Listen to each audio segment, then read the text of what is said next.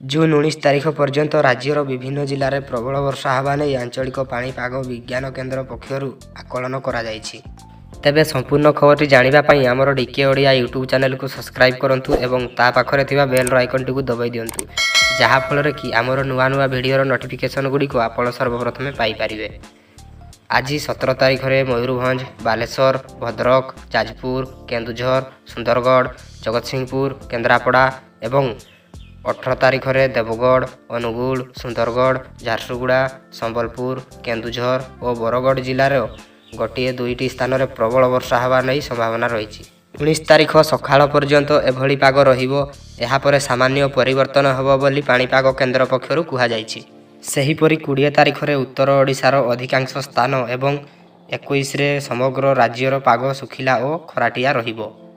तो एमिति नुआ नुआ खबर जानापी आमर डीके ओडिया यूट्यूब चैनल को सब्सक्राइब करनियंतु एवं ता पाखरे थिबा बेल आइकन टी दबाई दिंतु जहाँफल कि आमर नुआ नुआ भिडियोर नोटिफिकेशन गुड़िक आप सर्वप्रथमे पाइपर।